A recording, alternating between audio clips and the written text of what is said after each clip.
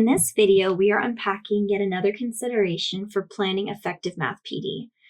We all know that one of the best ways to build student mathematical proficiency is by focusing on teacher content knowledge. In my opinion, the best ways to build teacher content knowledge is by actually doing the math. During a PD session, you can actually carve out the time to simply engage in mathematics. And as an added bonus, you get to engage in mathematics with others, which is incredibly powerful.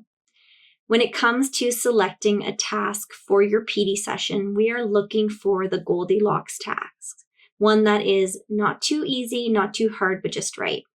Whether you have 60 minutes with teachers and all you're able to fit in is a problem string, or an entire day with teachers where you're engaging in a 3-part math lesson, you really want to make sure that the math that they engage in is interesting, meaningful, and it really promotes rich discussion and leads to those aha moments for teachers.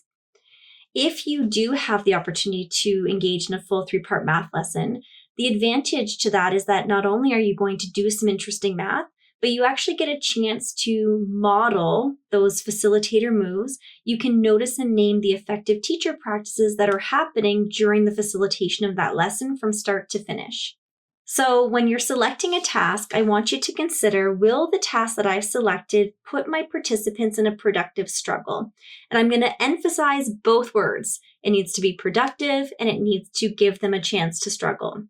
If I select a task that's too easy, there won't really be much to do with it. They're going to simply solve it very quickly. It may not even warrant representing it multiple ways. And then again, it's not going to lead to any math epiphanies. On the other hand, you definitely don't want to select something that's too challenging. We all know that math anxiety is real. And so if I select a task that's really out of the reach of my participants, we know that many of our teachers are going to shut down.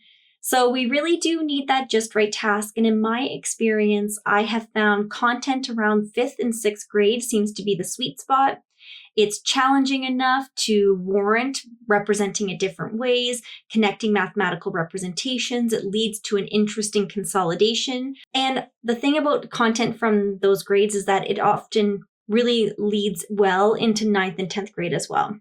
There are so many connections that you can make. So just really thinking about when I'm selecting a task, I want to make sure that it's meaty enough that it's going to be interesting for participants. It's going to seem worthwhile.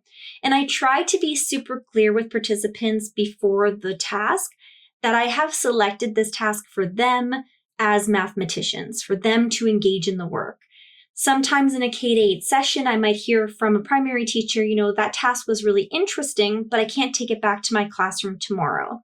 So just being really clear with participants that the purpose of engaging in the math is to build our own mathematical proficiency. It's to have an opportunity to put the effective teaching practices into practice, not necessarily it's going to be a task for them to take back to their students.